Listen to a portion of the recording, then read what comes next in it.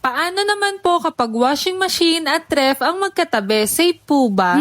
Technically, pwede naman pero may mga bagay kang dapat i-consider. At hindi rin naman siya delikado na magkatabi in a sense na may napagmumula ng sunog o pagsabog. Pero may mga downsides o problema kapag magkatabi sila. Number 1, init at panginginig ng washing machine. Sa mga gumagamit ng manual washing machine, alam nyo yan, kapag nag-i-spin, mas malakas ang vibrate neto. Kapag sobrang dikit ng washing machine sa refrigerator, pwedeng maapektuhan ang compressor neto dahil sa malakas na pag-uga. Pangalawa, ang moisture o tubig. May tendency ang washing machine na mag-leak o magkaroon ng moist, delikado ito sa electrical parts ng ref. Pangatlo, pag-init ng motor, ang refrigerator ay dapat may maayos na airflow sa likod at gilid para hindi uminit ang motor. Kung sobrang dikit sila ng washing machine, baka hindi makasingaw ng maayos ang init. Tips, kung kailangan mo talaga silang magkatabi, number 1, maglagay ng gap at least 5 cm sa pagitan nila. Pangalawa, i-check kung may proper ventilation sa paligid ng ref. Pangatlo, siguraduhin hindi nababasa ang ref. Pang-apat, iwasang ilagay sila sa lugar na masyadong mainit o walang ventilation. At panglima, gumamit ng anti-vibration pad kapag sobrang uga ng washing machine. At ayun lang, ang conclusion nito, hindi naman ito delikado sa point na panganib naman sa buhay natin, pero hindi rin ito ideal. Kung wala ka talagang ibang pagpipilian, pwede mo naman silang pagtabihin.